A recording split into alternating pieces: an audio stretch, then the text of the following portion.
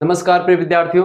आज के वीडियो के माध्यम से हम लोग चर्चा करेंगे शिक्षा शास्त्र बीए प्रथम वर्ष प्रथम सेमेस्टर यूनिट 1 यानी इकाई संख्या 1 चैप्टर संख्या 1 यानी अध्याय संख्या 1 के बारे में और विस्तार से हम चर्चा करेंगे विथ एमसीक्यूज प्रैक्टिस सेट। यानी कि हम चैप्टर को समझेंगे और चैप्टर को समझने के बाद में जो एमसीक्यू टाइप के क्वेश्चंस होते हैं, ऑब्जेक्टिव टाइप के क्वेश्चंस, उनका मैं प्रैक्टिस सेट भी लगवाऊंगा। जो इस चैप्टर से बनने वाले इंपॉर्टेंट प्रश्न होंगे पिछले 2-3 वर्षों में पूछे गए लगातार विभिन्न विश्वविद्यालयों में, उन क्वेश्चंस को शामिल करके। और आपको बता दूं कि अब आपका प्रश्न उठता, गुरुजी क्यों अति लघुत्तरीय लघुत्तरीय दीर्घोत्तरीय क्वेश्चंस आप नहीं देंगे? क्योंकि जब आप चैप्टर समझेंगे तो अति लघुत्तरीय दीर्घोत्तरीय और जो ये क्वेश्चंस जो होंगे वो ऑटोमेटिक क्लियर होते रहेंगे, तो इसकी कोई जरूरत नहीं पड़ेगी चैप्टर्स में। वो मॉडल पेपर में बनाऊंगा, मॉडल पेपर में अति लघुत्तरीय लघुत्तरीय दीर्घोत्तरीय क्वेश्चंस का मॉडल पेपर अलग और ऑब्जेक्टिव टाइप के प्रश्नों का मॉडल पेपर अलग। इस तरीके से मॉडल पेपर भी तैयार हो रहा है, तो परेशान होने की बिल्कुल आपको जरूरत नहीं है। देखिए, शिक्षा शास्त्र आपका सब्जेक्ट है। बीए प्रथम वर्ष प्रथम सेमेस्टर में आप पढ़ रहे हैं, अभी एडमिशन हुआ है, तो आपको क्या पढ़ना पड़ेगा? प्रश्न पत्र का नाम है शिक्षा की वैचारिक रूपरेखा, जिसको अंग्रेजी में कहते हैं कंसेप्चुअल फ्रेमवर्क ऑफ एजुकेशन। आप माइनर में पढ़ रहे हैं एजुकेशन, चाहे मेजर सब्जेक्ट आपका एजुकेशन है, दोनों के लिए लेक्चर बहुत ही महत्वपूर्ण होगा।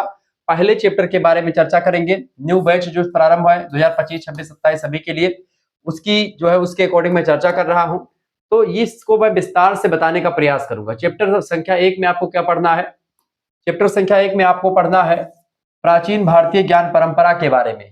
प्राचीन भारतीय ज्ञान परंपरा को विस्तार से हम आपको समझाने का प्रयास करेंगे। प्राचीन भारतीय ज्ञान परंपरा, the way of life, concept of Guru and शिक्षा, ये आपके पेपर मतलब कि चैप्टर नंबर 1 का नाम है। इसको विस्तार से हम लोग चर्चा करेंगे, फिर उसके बाद में उसके एमसीक्यूज को आपको बताएंगे। इसके अलावा दूसरा चैप्टर आपका आएगा concepts of education, meaning, nature, महत्व, विशेषताएं, इन सभी को मैं विस्तार से, वर्तमान में संदर्भ, प्रासंगिकता, सब कुछ आपको विस्तार से मैं बताऊंगा चैप्टर संख्या 2 में। शिक्षा का अर्थ, परिभाषा, विशेषताएं, सब कुछ।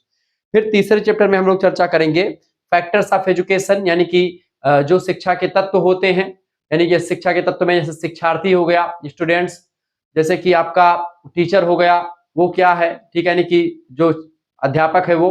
इसके अलावा विद्यालय है, समाज, परिवार है, ठीक है, और भी तमाम प्रकार के तत्व हैं जिनके माध्यम से विद्यार्थी शिक्षा ग्रहण करता है। सिलेबस, पाठ्यक्रम, सब कुछ विस्तार से बताएंगे। तो शिक्षा के तत्व को समझेंगे।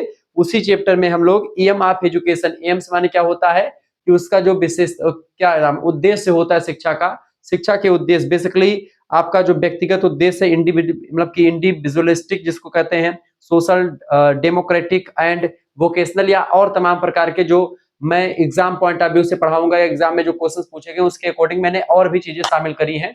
तो आपकी परीक्षा के दृष्टिकोण से बहुत ही जबरदस्त है और आपके सिलेबस के अकॉर्डिंग मैं चर्चा करूंगा। यूनिट नंबर 1 यहाँ पर आपका समाप्त हो जाएगा 3 चैप्टर्स के माध्यम से। मैं आपके सिलेबस के अकॉर्डिंग चीजें पढ़ा रहा हूँ। आपको बता दूं कि आपका सिलेबस 8 इकाइयों में बटा हुआ है। उन 8 इकाइयों के बारे में चर्चा होने की पूरी कोशिश है। Model paper, revision class, marathon class के माध्यम से संपूर्ण सिलेबस कवर कर ही दिया जाता है। साथ ही साथ में अब की बार पीडीएफ नोट्स की जो व्यवस्था की जाएगी, पीडीएफ नोट्स में जब आप जुड़ते हैं हमारे क्रैश कोर्स में, जो हमारे व्हाट्सएप पर आपको मिलता है सभी सब्जेक्ट का, उसमें आपको सभी चैप्टर, सभी यूनिट के पीडीएफ नोट्स भी प्रोवाइड करवाए जा रहे हैं। तो आप सभी लोग सभी सब्जेक्ट, यानी केवल 100 रुपए फीस में education, geography, political science, Hindi, history, Sanskrit, जो भी आपका सब्जेक्ट होगा उन सभी का पीडीएफ नोट्स भी मिलेगा, ठीक है। यानी कि बहुत जबरदस्त तरीके से पूरी व्यवस्था की जा रही है। तो फटाफट से आप सभी लोग जुड़ सकते हैं। चलिए, सबसे पहले परिचय समझते हैं भारतीय ज्ञान परंपरा का। भारतीय ज्ञान परंपरा है क्या? परिचय। देखिए, भारतीय ज्ञान परंपरा की अगर बात करें बाबू, तो भारत की प्राचीन ज्ञान परंपरा जो रही है अत्यंत समृद्ध और अद्वितीय रही है। समृद्ध माने इसमें किसी प्रकार की कोई कमी नहीं रही है। हर एक दृष्टिकोण से देखेंगे तो भारतीय ज्ञान परंपरा या प्राचीन भारतीय साहित्य की जो ज्ञान परंपरा रही है या समाज की, वो बड़ी जबरदस्त रही है। शिक्षा की परंपरा अद्वितीय माने होता है कि उसके जैसा दूसरा कोई नहीं रहा है, ठीक है। यह परंपरा वेद, जिसमें 4 वेद हम पढ़ते हैं, ऋग्वेद, यजुर्वेद, सामवेद और अथर्ववेद, 4 वेद है, ठीक है। वेदों को श्रुति कहा जाता है। वेद दुनिया के सबसे पहले ग्रंथ है, संस्कृत भाषा में लिखे हैं। वेदों में तमाम प्रकार के मंत्रों का उल्लेख होता है। जैसे आप पंडित जी आपके घर पे आते हैं, जो स्वस्ति वाचन पढ़ते हैं ना कि ओम आनो भद्रा क्रताओ यन्तु विश्वतो अब्धासो अपरीता सा उद्भिदा, ऐसे पढ़ते नहीं है?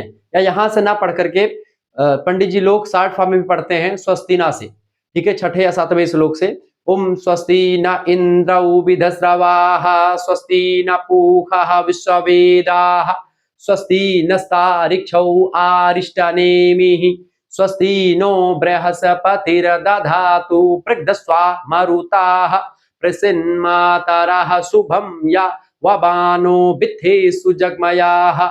ऐसे बोलते नहीं, आगे और भी लंबा मंत्र है ये। तो ये वैदिक मंत्र है, ठीक है। ये सब वेदों में लिखे हुए हैं। वेदों में बेसिकली आप देखते हैं जो ऋग वेद है, सबसे प्राचीन वेद है, सबसे पुराना वेद है, वहां पर इन तमाम प्रकार के देवी देवताओं का उल्लेख है, जैसे इंद्र, वरुण, सरस्वती नदी का सबसे ज्यादा बार उल्लेख है। ऐसे ही आप देखते हैं साम वेद संगीत शास्त्र का जनक है। जितने भी ये सारे गामा पा धनी ये जो निकलता है, धागे नाती नाका धीना, जो जितने भी संगीत के जो ताल बद्ध लय सब निकलता है, सब आप देखते हैं वेदों में। साम वेद भी आपको मिल जाएगा। वहीं पर यजुर्वेद में आपको कर्मकांड वगैरह या फिर जो आपके यज्ञ विधान वगैरह है, यज्ञ कैसे करवानी है, पूजा कैसे करवानी, सारी विधान लिखे हुए हैं। और उसके बाद में जो आपके अगला वेद है अथर्व वेद, उसमें आप देखते हैं कि जितने भी जादू टोना टटका, ठीक है, ये जितना भी चीजें होती, टीम टाम अगड़म बगड़म, सब आपको यहाँ पर मिलेगा। इसके अलावा आपके धौती क्रिया, नवली क्रिया, एनिमा क्रिया, तमाम प्रकार की क्रियाएं आप नहीं जान पा रहे होंगे कि ये क्या है। धौती क्रिया माने होता है जैसे कोई कपड़ा नाक के अंदर डाल लो, मुंह से निकालो, इसी से रगड़ के आंतरिक पार्ट को। जब हम अपने शरीर के आंतरिक भागों को साफ सफाई करते हैं उसको धौती क्रिया कहते हैं। ऐसे ही नवली क्रिया, ऐसी एनिमा क्रिया एक होती है। एनिमा क्रिया के द्वारा एक प्रकार तमाम प्रकार के रोगों से आप मुक्ति पाते हैं। तो ये सब क्रियाएं होती है, पुराने जमाने के लोग करते थे। योग और प्राकृतिक चिकित्सा में इस प्रकार की क्रियाओं का उल्लेख दिया जाता है।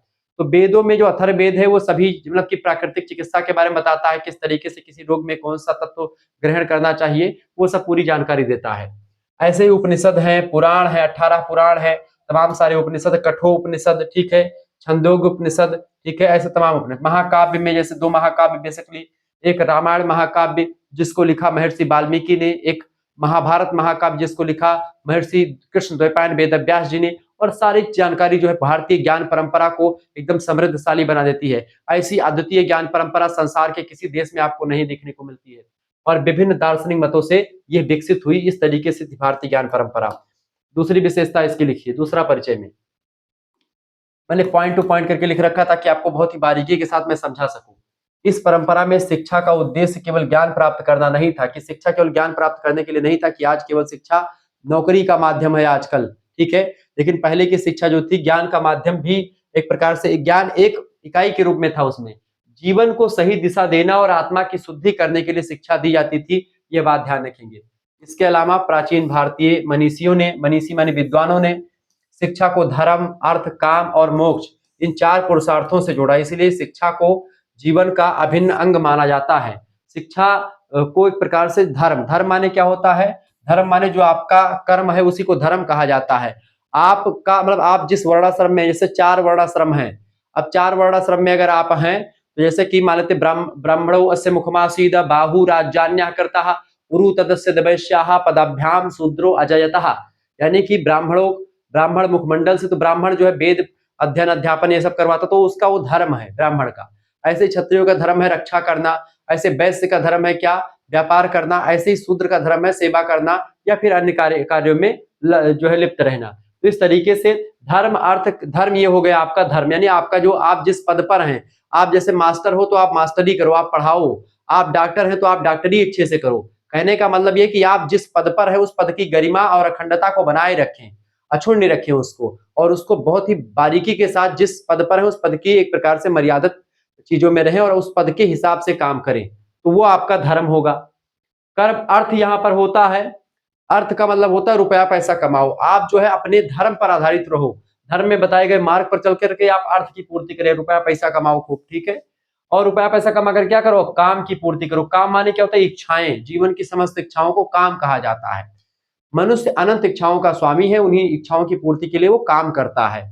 काम माने कि वह मतलब काम माने उसकी इच्छाएं, उसकी इच्छाएं पूर्ति कब होंगी, जब उसके पास अर्थ होगा। अर्थ कैसे आएगा, जब आप धर्म करेंगे तब अर्थ आएगा, ठीक है। और जब ये तीनों सामंजस्य कोई व्यक्ति बस बैठा लेता है, धर्म अर्थ काम एकदम से समन्वय हो जाता है, इन तीनों का इकट्ठा हो जाते हैं, घुल मिल जाते हैं, तब एक चौथे की प्राप्ति हमको होती है, उसको बोलते हैं मोक्ष। जीवन का चरम और परम लक्ष्य कहा जाता है मोक्ष को। मोक्ष का मतलब होता है इस आवागमन के बंधन से मुक्त हो जाना। 84 लाख कोटि योनि भ्रमण करने के बाद में तब जाकर के मनुष्य का शरीर मिला है। और ऐसे मनुष्य के शरीर में अगर आपको पुनः पृथ्वी पर आना पड़ता है, तो आप जान लीजिए धर्म अर्थ काम आपने सही तरीके से नहीं किया। इसलिए जरूरी होता है बाबू कि आपको मोक्ष प्राप्ति के लिए धर्म अर्थ और काम का समन्वय करना बहुत जरूरी है। तीनों को अच्छे तरीके से अगर आप करेंगे तो आपको इस पृथ्वी की आवागमन के बंधन से मुक्त हो जाना पड़ेगा।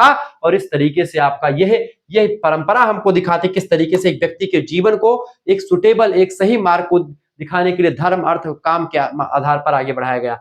केवल धर्म अर्थ काम ही नहीं बल्कि 4 आश्रमों की व्यवस्था भी की गई, अभी चर्चा करेंगे हम आगे चल करके, आगे देखेंगे। गुरु शिष्य परंपरा इस ज्ञान प्रणाली का मूल आधार रही है। गुरु न केवल शिक्षक थे बल्कि आदर्श पुरुष भी थे। गुरु आदर्श पुरुष के रूप में भूमिका निभाते थे, क्योंकि गुरुओं को ही देख करके जो बच्चे होते थे वो उन्हीं को देख करके अपना व्यक्तित्व निर्धारित करते थे। जैसे आजकल के बच्चे हीरो हीरोइन को देख करके, जो है स्पाइडरमैन को देख करके, ठीक है, शक्तिमान को देख करके और ऐसे तमाम प्रकार की चीजों को देख करके मोटिवेट होते हैं, ऐसे ही पहले जो बच्चे होते थे गुरुओं को देख करके मोटिवेट होते थे, अपने जो जिनसे पढ़ते थे। तब ये सब नहीं था डोरेमोन और दुनिया का मून, ठीक है, ये सब कुछ नहीं था।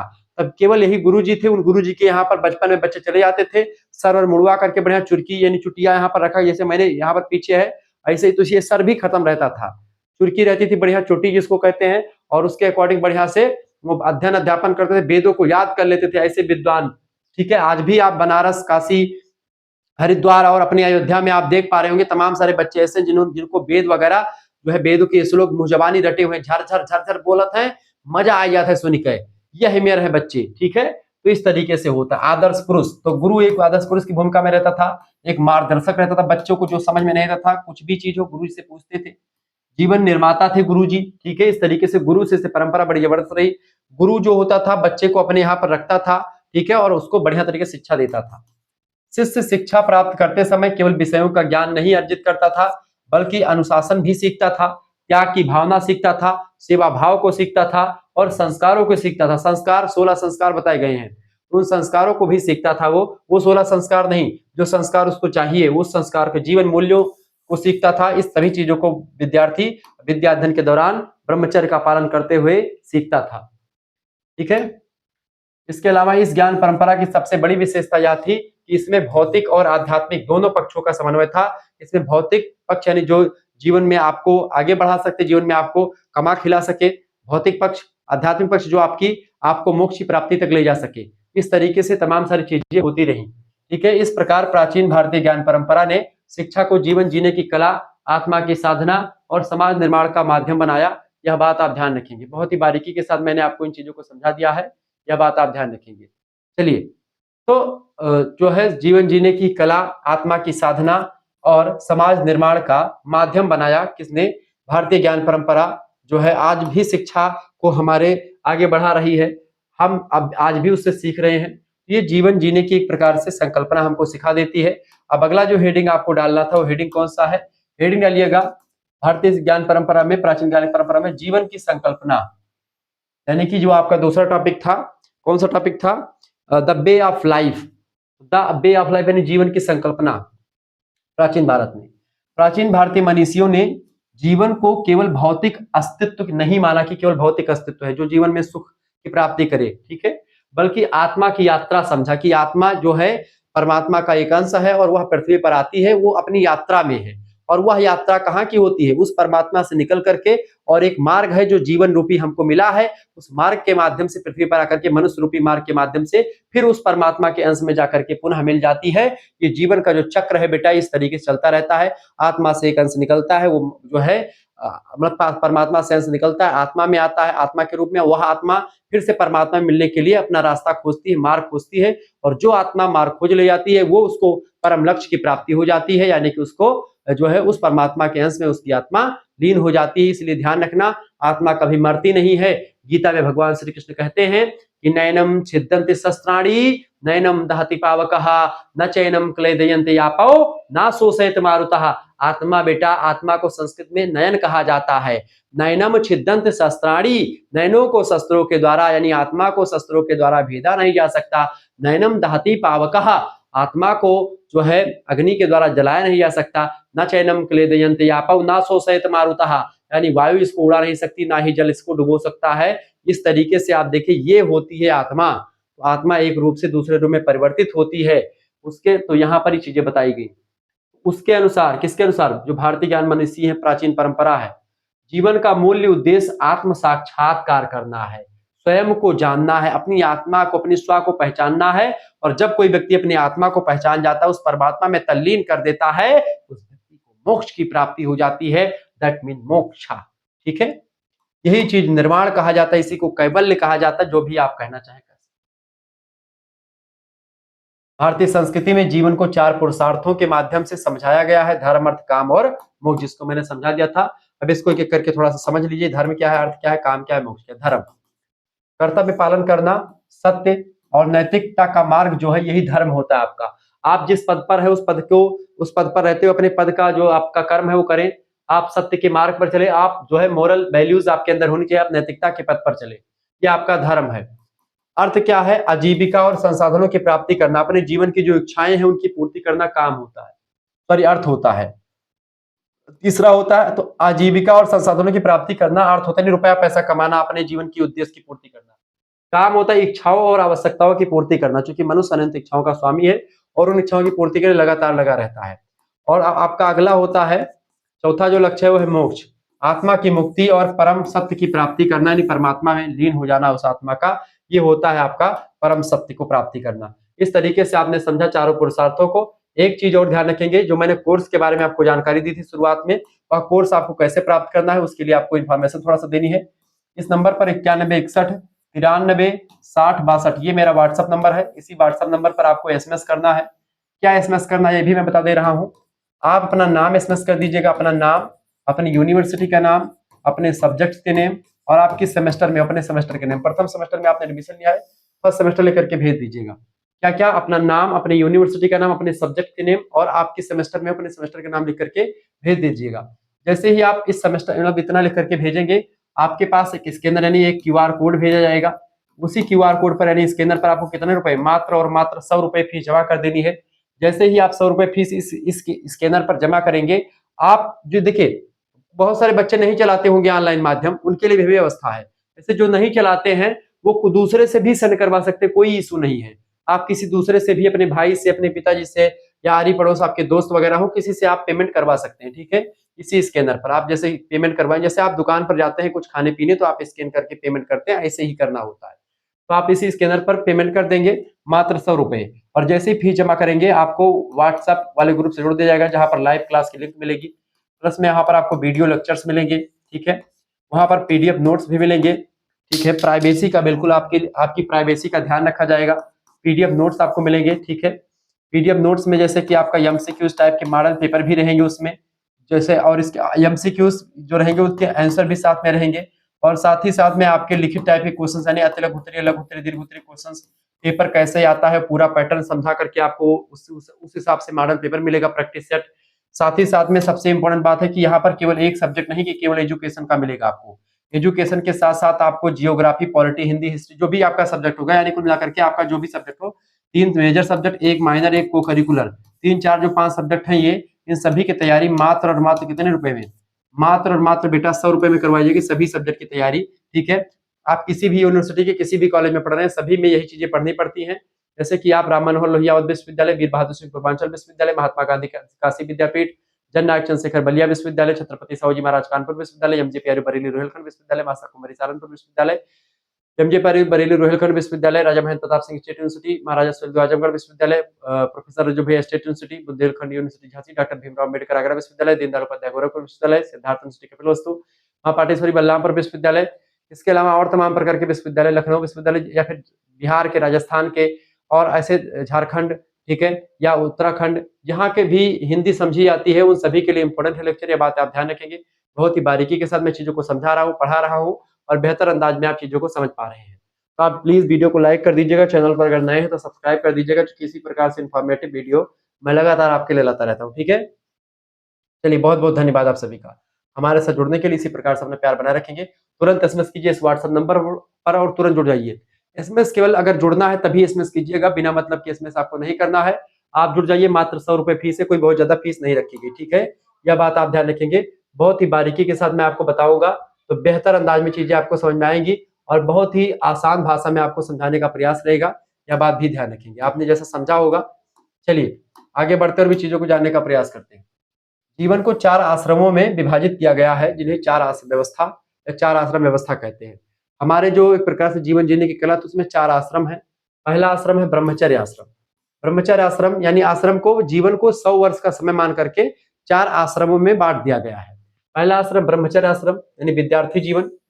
ब्रह्मचर्य में बच्चा जो होता था विद्यार्थी यानी कि गुरुकुल में जाकर के शिक्षा ग्रहण करता था, जिसमें शिक्षा, अनुशासन, संयम और मतलब इन सभी पर बल दिया जाता था, यानी इन सभी को सीखता था बच्चा गुरुकुल में जाकर के। 0 से लेकर के मतलब 25 साल तक, बेसिकली 25 साल तक जो है ये शिक्षा चलती थी। 25 साल के बच्चे बाद में बच्चा जो होता था वो गृहस्थ आश्रम में प्रवेश करता था, यानी कि गृहस्थ माने वो शादी करता था, विवाह करता था। विवाह करेगा तो परिवार का निर्माण होगा, परिवार बनता था, और फिर परिवार जो होता था वो समाज की जिम्मेदारियों को निभाने के लिए तत्पर रहता था। ठीक है, इस तरीके से सामाजिक जिम्मेदारी, परिवार, विवाह, ये सब गृहस्थ आश्रम में होते थे। ये जो है 25 साल से लेकर के 50 साल तक जो है ये गृहस्थ आश्रम माना जाता है। फिर इसके बाद में तीसरा आश्रम आता है वानप्रस्थ आश्रम। वान माने होता है जंगल, प्रस्थ माने होता जाना, यानी जंगल के प्रस्थान करने को वानप्रस्थ कहा जाता है। वानप्रस्थ आश्रम जो है ये 50 साल से लेकर के 75 वर्ष की उम्र के जो है जो व्यक्ति है वो करते हैं। सांसारिक बंधनों से धीरे धीरे करके अलग होना इसमें सिखाया जाता है। इसमें ध्यान और साधना की ओर जो है व्यक्ति बढ़ने लगता है 50 साल के बाद में। ठीक है, और फिर उसके बाद में क्या होता है, फिर उसके बाद में आगे और आप देखते हैं बेटा, फिर उसके बाद में चौथा आश्रम आता है और लास्ट आश्रम है संन्यास आश्रम। 75 से लेकर के जितना उम्र बची है, लगभग 100 वर्षों तक या जितना भी बची है, वो सारे जो है उम्र जो है इसमें लगा देता है बच्चा। व्यक्ति जो होता है वो सारा उम्र किसमें लगा देता है, संन्यास आश्रम। पूर्ण रूप से सांसारिक मोह माया का त्याग कर देता है। आत्मज्ञान और मोक्ष की प्राप्ति के लिए वो बट वृक्ष नीचे बैठ करके जो भी हो नाम जप या जो भी उसकी तपस्या करने का मन हो करता है, या भगवान का नाम लेता है और सांसारिक मोह माया को त्याग देता है। ठीक है, इस तरीके से आश्रम व्यवस्था है। इस व्यवस्था का उद्देश्य यह था कि मनुष्य अपने जीवन को संतुलित रूप से जी सके, व्यक्तिगत, पारिवारिक और सामाजिक कर्तव्यों का पालन करते हुए आत्मा की उन्नति भी कर सके इन आश्रमों के माध्यम से।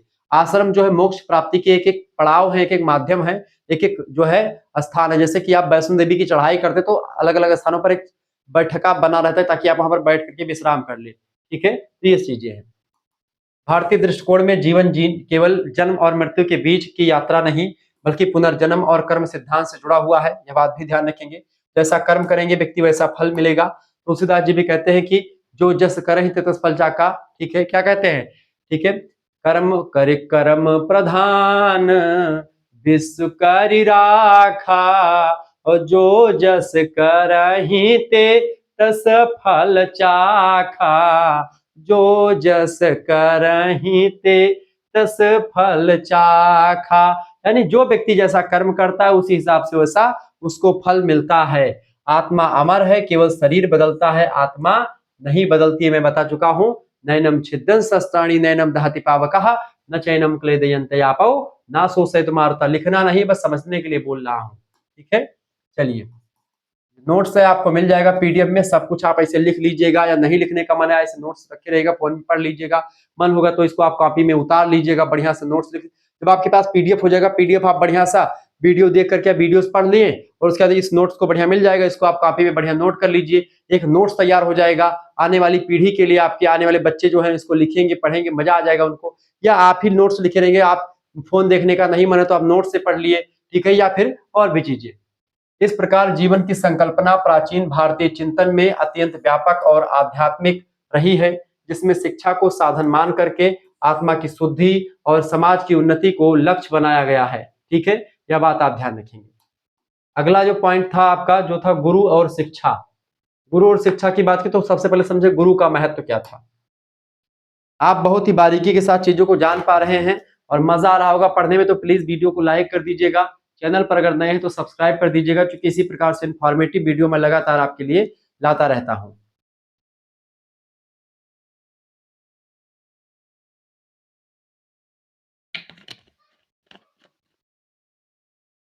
ठीक है, बहुत ही बारीकी के साथ।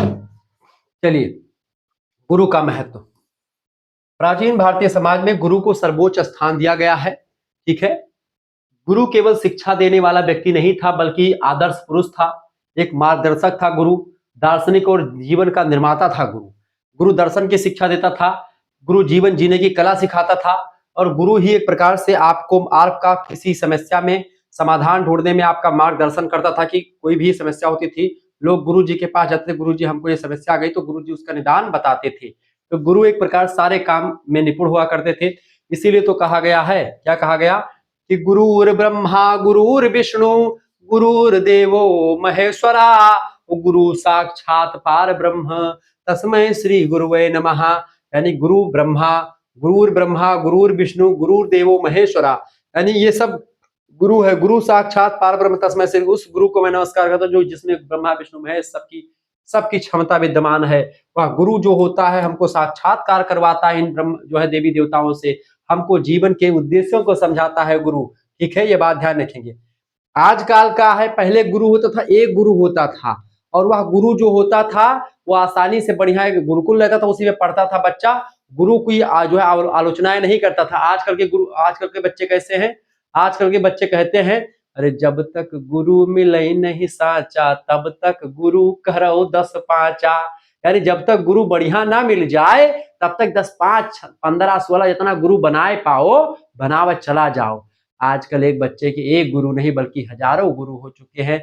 यूट्यूब पर गुरुओं की बाढ़ सी आ गई है। तमाम प्रकार के गुरु जो हैं वो एक प्रकार से यूट्यूब पर आ चुके हैं। तो ऐसे आजकल के जैसे गुरु है, जैसे जुगनू सावन भादों के महीने में जुगनू चमकता रहता है तालाब के किनारे और जो है बाग बगीचे किनारे, इसी प्रकार से आजकल के गुरु यूट्यूब पर दुप से जलते हैं और दुप से बुझा जाते हैं हमारे जैसे। और पहले के गुरु होते थे सूर्य चंद्रमा और जो है पृथ्वी की भांति अपना नक्षत्र कायम करते रहते थे। आजकल के गुरु जुगनू की भांति चमकते हैं और जुगनू की भांति फिर बुझ जाते हैं। इनके अंदर ज्ञान का सैलाब नहीं है, इनके अंदर जीवन निर्माण करने की शैली नहीं है, इनके अंदर उतनी कैपेसिटी नहीं जितनी कैपेसिटी पहले के गुरुओं के अंदर थी। और गुरु क्यों ना इतने मेहनत करें, क्योंकि गुरुओं को पता होता था कि हमको हमारा उत्तरदायित्व ये है। आजकल गुरु अगर समझे भी हमारा उत्तरदायित्व तभी बच्चे पढ़ना ही नहीं चाहते हैं। बच्चों को मौज मस्ती के साथ पढ़ाओ तभी वो पढ़ना चाहते हैं। ठीक है, बच्चों को अगर थोड़ा सा भी टाइम मिल जाए तो वो एक प्रकार से खेल में, मस्ती में, मोबाइल फोन में, इंस्टाग्राम में रील सरका रहे हैं। वो देख रहे हैं कि भाई भोजपुरी गाना देख रहे हैं, कौन सा नया गाना पवन सिंह गाइन, कौन खेसारी लाल गाइन, वही भिड़ा रहा था। क्यों कहा था ये पवन बढ़िया गावत है, क्यों कहा था खेसारी बढ़िया नाचत है। तो ऐसे तमाम प्रकार के लोग बोलेंगे। अब इसमें क्या हो रहा, डिबेट हो रहा, आपसे में लड़े जा रहे हैं। कोई कहेगा, कुछ लोग ऐसे तबका है, कुछ लोग कहेंगे विराट कोहली बढ़िया खेलते, कुछ लोग कहेंगे रोहित शर्मा बढ़िया खेलते हैं। अब दोनों लोग लड़ रहे हैं उसी में। क्या मतलब है लड़ने का, हम नहीं समझ पा रहे हैं क्या मतलब है लड़ने। कोई कह रहा है कि सलमान खान अच्छा, कोई कह रहा है अजय देवगन अच्छा। क्या जरूरत है भैया तुम्हें लड़ाई का? आराम से घरे बैठो, आराम से अपन सोचो, भविष्य निर्माण करो, लेकिन फंसाओ यही मत दुनिया के मन की। अरे जो है मोदी जीते हैं, राहुल गांधी जीते हैं, मन फंसा है, कुछ चर्चा करते चाहे दुकान क्या करें।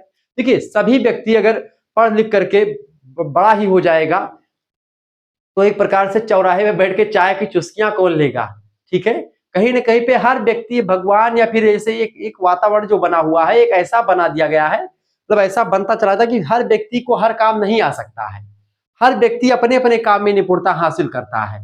तो ऐसे, लेकिन गुरु जो पहले के जमाने में होता था वो हर मामले में वो वही गुरु तीर धनुष भी सिखा देता था, वही गुरु जो है आपको शिक्षा वेद भी पढ़ाता था, वही गुरु आपको जो है समाज की और दर्शन की शिक्षा देता था। कहने का मतलब सर्वगुण संपन्न गुरु हुआ करते थे। ठीक है, इसका अर्थ है कि गुरु सृष्टिकर्ता ब्रह्मा, पालनकर्ता विष्णु और संहारकर्ता महेश्वर के समान है। वास्तव में गुरु को ही पारब्रह्म का रूप माना गया। गुरु ही सबको हमको दिखाता है। गुरु की भूमिका बहुआयामी थी। वह केवल शिक्षक यानी टीचर ही नहीं था बल्कि एक मार्गदर्शक भी था। कैसे था? शिष्य को सही दिशा प्रदान करता था कि किस बच्चे को क्या जानना। जैसे कि अब 5 शिष्य थे द्रोणाचार्य जी के, 5 शिष्य और जो है 100 कौरवों के। अब उनको लगा कि भीम गदा अच्छा और दुर्योधन गदा युद्ध में माहिर, तो उनको गदा युद्ध के लिए प्रेरित कर दिया। दुनिया के सबसे गदाधर हुए भीम और दुर्योधन। अर्जुन को कहा कि भाई तुम तीर चलाते हो, तुम तीर चलाओ, तुम तीर में धनुर्धर बनोगे अच्छे। ठीक है, युधिष्ठिर को कहा तुम भाला में अच्छे हो, तुम भाला चलाओ। तो एक मार्गदर्शन करते थे कि भाई तुम किस में अच्छे हो।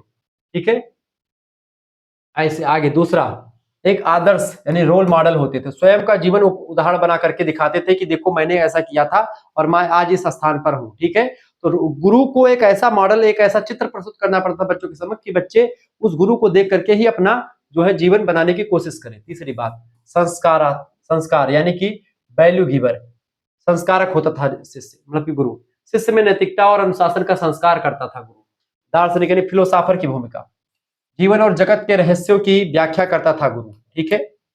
इसके अलावा मनोवैज्ञानिक यानी कि एक साइकोलॉजिकल होता था, ये साइकोलॉजिस्ट शिष्य की क्षमता और कमजोरी को पहचान करके शिक्षा देता था कि भाई किस शिष्य को कितना, किस टीचर मतलब किस बच्चे को किस हिसाब से सिखाना है, कौन सा बच्चा पढ़ने में निपुण है, कौन सा बच्चा एकदम से जो है बैठा है, उसी हिसाब से बच्चे को सिखाता था, जिस हिसाब से बच्चे की कैपेसिटी होती थी।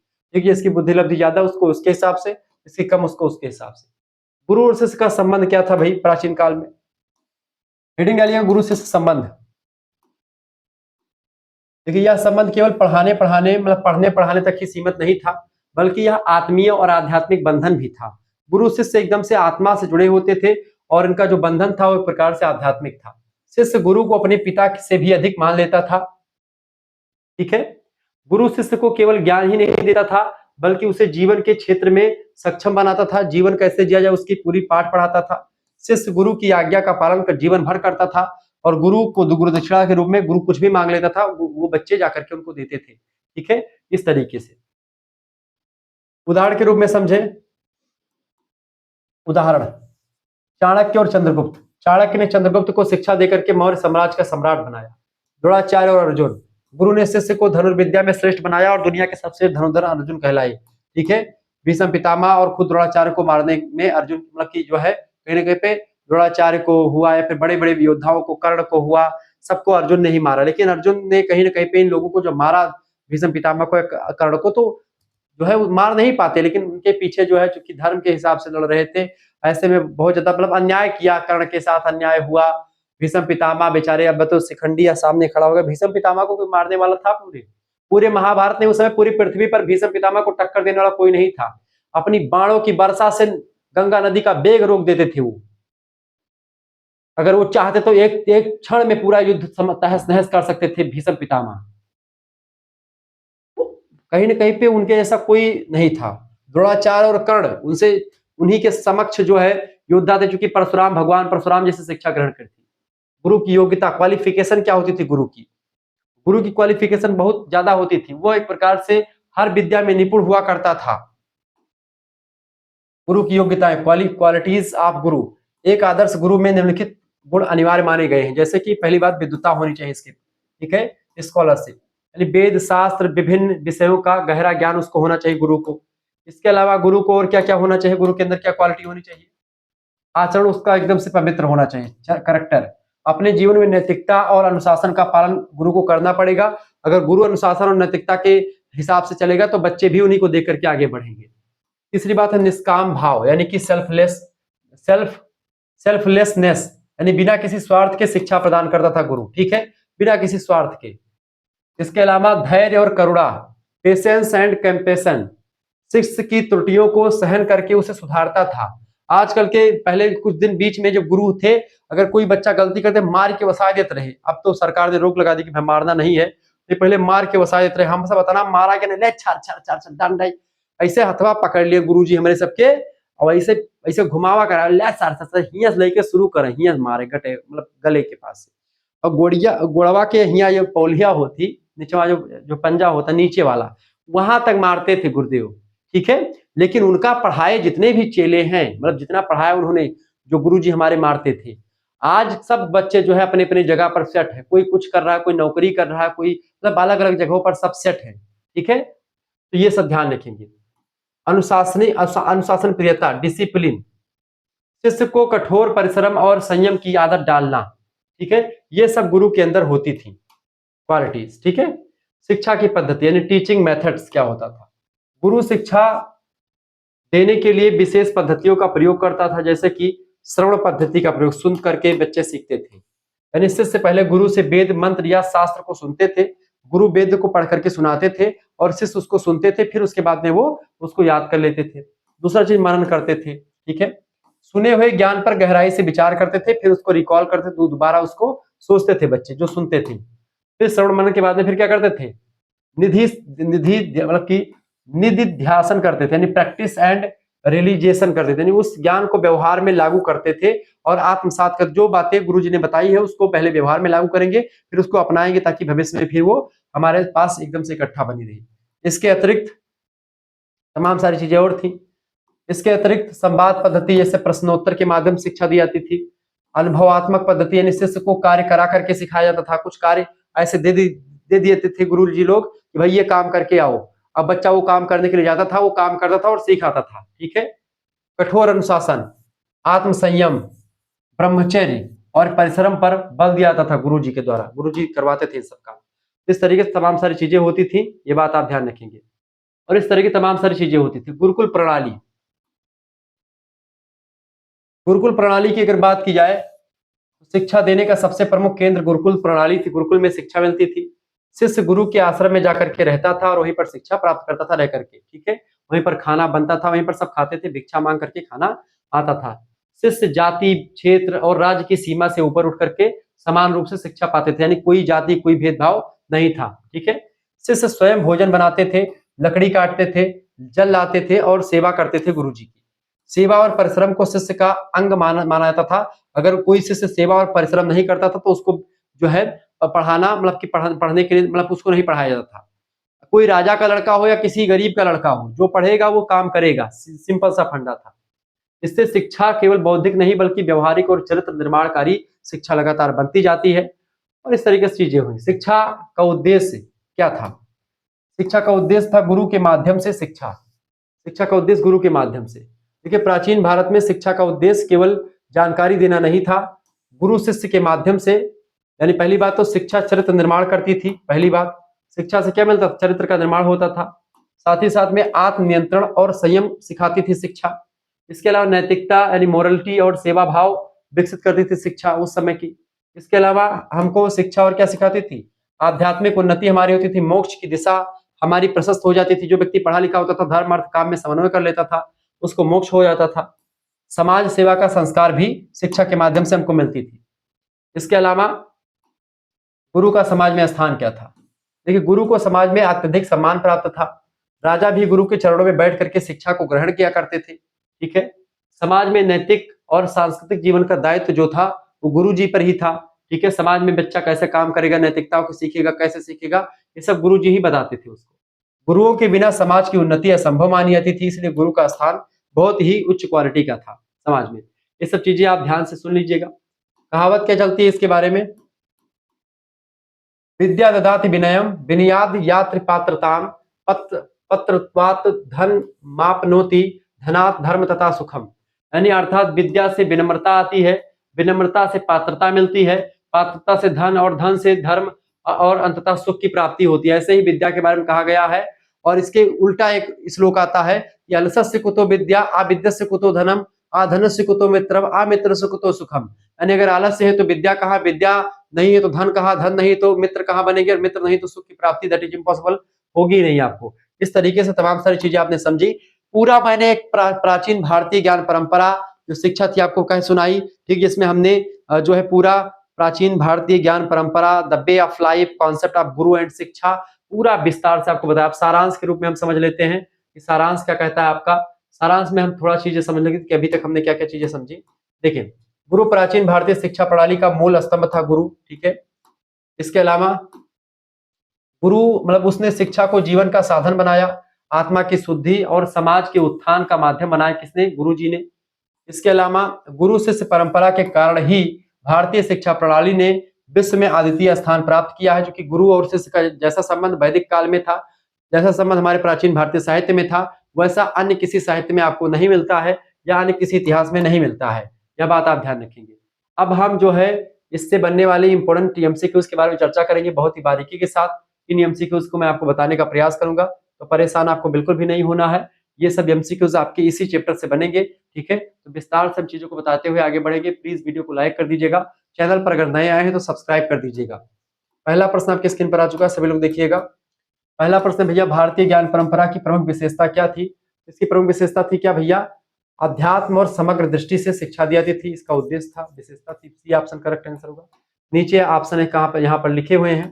व्याख्या भी शुक्ल स्टडी पॉइंट के अनुसार तैयार कर दी गई है। देखिए, भारतीय ज्ञान परंपरा की सबसे बड़ी विशेषता यह रही है, इसमें केवल लौकिक यानी भौतिक पक्ष पर ही बल ना देकर के, बल्कि आध्यात्मिक, नैतिक और समग्र जीवन की दृष्टि पर फोकस किया गया है, महत्व दिया गया है इन सभी चीजों को। यह बात ध्यान रखेंगे। दूसरा क्वेश्चन आप देखेंगे, दूसरा क्वेश्चन आपका स्क्रीन पर आ चुका है। भारतीय ज्ञान परंपरा का प्रमुख आधार कौन सा माना जाता है? भारतीय ज्ञान परंपरा का प्रमुख आधार क्या है भैया? देखिए वेद जो होता है प्राचीन आधार है, ठीक है। जो है भारतीय ज्ञान परंपरा का आधार वेद है, जिन्हें आप पौरुषीय कहते हैं, चूंकि मनुष्यों के द्वारा नहीं बल्कि देवताओं के द्वारा बनाए गए हैं, इसलिए यानी मनुष्यकृत नहीं है, इसलिए इनको अपौरुषीय कहते हैं। इन्हीं से उपनिषद, वेदांग और अन्य शास्त्र जो है वेदों से ही विकसित हुए हैं, ये बात आप ध्यान रखेंगे। वेदों को श्रुति भी कहते हैं, चूंकि जब लिपियों का विकास नहीं हुआ था उससे पहले वेद की रचना हो चुकी थी, इसको बाद में लिखा गया है। श्रुति माने तो सुन सुन करके इसको याद किया गया है। भारतीय ज्ञान परंपरा में श्रुति का क्या आशय? श्रुति माने तो सुनी हुई परंपरा। ऑप्शन नंबर इसका ए करेक्ट आंसर हो जाएगा। सुन सुन करके इसको याद किया गया है, ये बात ध्यान रखिए, इसलिए सुनी का श्रुति कहते हैं। श्रुति का अर्थ होता है सुना हुआ। वेदों और उपनिषदों को श्रुति कहा जाता है क्योंकि ये गुरु शिष्य परंपरा द्वारा श्रवण के माध्यम से आगे बढ़े हुए हैं, ये बात आप ध्यान रखेंगे। अगला क्वेश्चन, चौथा नंबर प्रश्न आपके स्क्रीन पर आ चुका है। भारतीय शिक्षा परंपरा में गुरुकुल किसका प्रतीक है? गुरुकुल जो होता है यह आत्मनिर्भरता और अनुशासन का प्रतीक होता है। इसमें बच्चा अपने आप जो है काम करना और भोजन निर्माण करना सब कुछ सीखता है, यहाँ पर पढ़ाई करना सब कुछ जानता है। गुरुकुल परंपरा में विद्यार्थी गुरु के आश्रम में रह करके जीवन के लिए उपयोगी शिक्षा ग्रहण करता है। अनुशासन, आत्मनिर्भरता और नैतिक जीवन के मूल्यों को गुरु जी के यहाँ पर रह करके बच्चा सीखता है, ठीक है। इसके अलावा उपनिषद, उपनिषद शब्द का शाब्दिक अर्थ क्या होता है? उपनिषद माने तो समीप बैठ करके सीखना, ठीक है। इसके समीप बैठ के, गुरु जी के समीप बैठ करके सीखना। उपनिषद का अर्थ होता है गुरु के पास बैठ करके शिक्षा प्राप्त करना। इससे क्या होता है? इसमें आत्मा, ब्रह्म और मोक्ष संबंध गूढ़ ज्ञान दिया जाता है इन सभी का। ये आत्मा मतलब सारी चीजें क्या होगी। विद्या ददाति विनयम, यह श्लोक किस ग्रंथ से लिया गया है? ये ग्रंथ किससे लिया गया? फटाफट से आप बताने का प्रयास करेंगे। हितोपदेश में लिखा है। शिक्षा और ज्ञान के महत्व पर जोर दिया गया है। विद्या ददाति विनयम, विद्या से विनय की प्राप्ति होती है, यानी विनम्रता प्राप्त होती है। इसका करेक्ट आंसर क्या हो जाएगा? हितोपदेश। ऑप्शन नंबर इसका सी करेक्ट आंसर होगा। सातवां क्वेश्चन आ चुका है। चारवाक दर्शन किस परंपरा से संबंधित है? तो भौतिकवाद से जो है संबंधित है चारवाक दर्शन। चारवाक दर्शन जो है भारतीय ज्ञान परंपरा का भौतिकवादी दर्शन है, जिसमें प्रत्यक्ष अनुभव को ही ज्ञान का साधन माना गया है। आठवां क्वेश्चन आप देखेंगे, भारतीय ज्ञान परंपरा में नालंदा और तक्षशिला किसके उदाहरण है? लोक कला केंद्र नहीं, प्राचीन विश्वविद्यालय है। बिल्कुल करेक्ट आंसर का प्राचीन विश्वविद्यालय है, ठीक है। नालंदा और तक्षशिला प्राचीन भारत के प्रसिद्ध शिक्षा केंद्र थे, जहां देश विदेश के विद्यार्थी अध्ययन के लिए आते थे। भारतीय ज्ञान परंपरा में षड्दर्शन क्या अर्थ है? षड्दर्शन होता है, षड्दर्शन का मतलब क्या होता है? 6 प्रकार की दार्शनिक प्रणालियां, ठीक है। 6 प्रमुख दार्शनिक प्रणालियों को षड्दर्शन कहते हैं। जैसे कि भारतीय दर्शन में षड्दर्शन जो है उनमें से सांख्य दर्शन, योग दर्शन, वैशेषिक दर्शन, न्याय दर्शन, मीमांसा दर्शन, ये 6 दर्शन आपके हो गए, ठीक है। और एक और वेदांत दर्शन, जिसको शंकराचार्य ने दिया है। इस तरीके से षड्दर्शन की परंपरा है। अगला क्वेश्चन आ चुका है 10वां, विद्या शब्द का शाब्दिक अर्थ क्या होता है? विद्या शब्द का शाब्दिक अर्थ होता है बेटा ज्ञान प्राप्त करना। क्या प्राप्त करना? ज्ञान प्राप्त करना। ऑप्शन नंबर इसका ए करेक्ट आंसर हो जाएगा, ध्यान रखिएगा इस बात को। आगे बढ़ते हैं, अगला क्वेश्चन आ चुका है। विद्या धातु, विद धातु से बना हुआ है, जिसका अर्थ होता है जानना या ज्ञान प्राप्त करना। 11 नंबर क्वेश्चन, भारतीय ज्ञान परंपरा का अंतिम लक्ष्य क्या माना गया है? भारतीय ज्ञान परंपरा का अंतिम लक्ष्य माना गया है मोक्ष की प्राप्ति करना। बी ऑप्शन करेक्ट आंसर हो जाएगा, ठीक है। भारतीय परंपरा में शिक्षा का उद्देश्य केवल रोजगार या भौतिक लाभ नहीं था, बल्कि आत्मज्ञान के माध्यम से मोक्ष की प्राप्ति करना सबसे मुख्य उद्देश्य था जीवन का। सर्वे भवन्ति सुखिनः, सर्वे सन्तु निरामया, ये एक प्रकार से किस भावना का द्योतक है? ये वसुधैव कुटुंबकम का द्योतक है। ये उदार चरित्र नाम तो वसुधैव कुटुंबकम, ठीक है।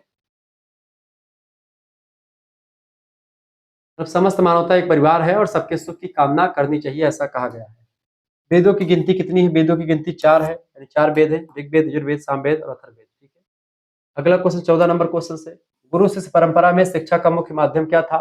शिक्षा का मुख्य माध्यम था श्रवण और मनन करना, ठीक है। ऑप्शन नंबर से सुन करके और उसको मनन करते थे, उस पर डिबेट करते थे, उसको सोचते थे। शिक्षा श्रवण, मनन और निधि ध्यासन की प्रक्रिया से आगे बढ़ती थी। 15 नंबर क्वेश्चन आ चुका है, अहम ब्रह्मास्मि, यह महावाक्य किस उपनिषद से लिया गया है? ये बृहदारण्यक उपनिषद से लिया गया। ऑप्शन नंबर इसका बी करेक्ट आंसर हो जाएगा। अगला प्रश्न ध्यान रखिए, तो आपके हो गए 15 क्वेश्चन जो परीक्षा के लिए इंपोर्टेंट थे चैप्टर नंबर 1 से। अहम ब्रह्मास्मि का अर्थ है मैं ब्रह्म हूं, और यह आत्मा और ब्रह्म की एकता को दर्शाने वाला महावाक्य है। बात ध्यान रखेंगे। इस तरीके से आप लोगों ने बहुत सारी चीजों को समझ लिया, विस्तार से मैंने बताया। अगली जो वीडियो आएगी उसमें हम लोग अध्याय संख्या 2 के बारे में चर्चा करेंगे।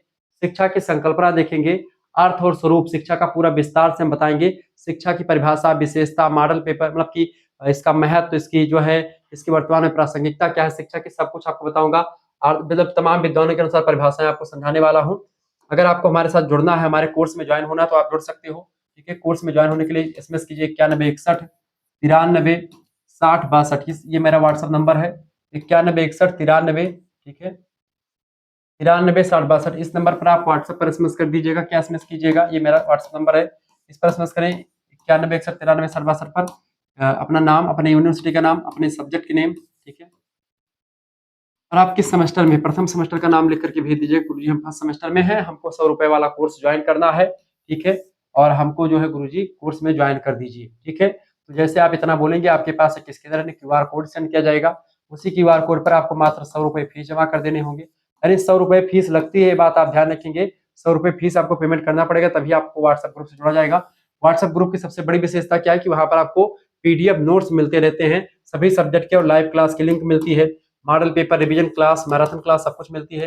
लाइव क्लास मिलेगी आपको, वीडियो लेक्चर्स मिलेंगे, ठीक है, सभी सब्जेक्ट के पीडीएफ नोट्स मिलेंगे, ठीक है, रिवीजन क्लास मिलेगा, मॉडल पेपर मिलेंगे, ठीक है, क्वेश्चन पेपर मिलेंगे, प्रीवियस ईयर क्वेश्चन पेपर मिलेंगे, ठीक है। और यहाँ पर एक सब्जेक्ट का नहीं, बल्कि आपके तीनों मेजर सब्जेक्ट, एक माइनर, एक को करिकुलर, इन 5 सब्जेक्ट की तैयारी मात्र आपकी 100 रुपए फीस में हो रही है। ठीक है, तो आप सभी को जुड़ जाना चाहिए। अगर आप सीरीज या किताब खरीदेंगे तो एक किताब, एक सब्जेक्ट कितने की, लगभग आपकी 200 रुपए की किताब पड़ती है। आप 5 सब्जेक्ट की किताब खरीदो, कितने रुपए हो जाएंगे आपके, 1000 रुपए की किताब हो जाएगी आपकी। अगर आप हमारे साथ जुड़ते हैं तो मात्र आप जो है 100 रुपए खर्च करके, आप यहाँ पर जुड़िए, 100 रुपए खर्च करके आप कितना जो है 5 सब्जेक्ट की तैयारी मात्र 100 रुपए फीस में कर पाएंगे। तो आपका कितना फायदा होगा, आपको पीडीएफ मिलेगा और ऑब्जेक्टिव लिखित दोनों टाइप का पीडीएफ आपके पास जाएगा। ठीक है, सभी सब्जेक्ट का live class, model paper, revision class, सब कुछ आपको मिलेगा मात्र 100 रुपए फीस में। जिन बच्चों को जुड़ना है तुरंत व्हाट्सएप पर के तुरंत जुड़ जाइए। धन्यवाद, मिलते हैं फिर नेक्स्ट वीडियो, तब तक के लिए जय हिंद, जय भारत। आप सभी का बहुत बहुत धन्यवाद हमारे साथ जुड़ने के लिए। इसी प्रकार से अपना प्यार दुलार बनाए रखेंगे। बहुत बहुत धन्यवाद। वीडियो को लाइक, चैनल को सब्सक्राइब जरूर।